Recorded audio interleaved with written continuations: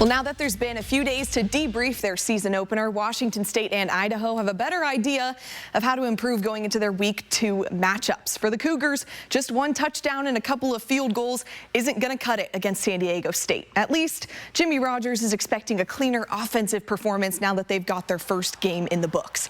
Redshirt sophomore Jackson Potter was under center for the very first time with the Cougs, and Coach Rogers confirms today it'll be Potter again this Saturday. His decision-making, explosive pass plays, and maturity as a young quarterback throughout fall camp are all things that have solidified him for the starting gig.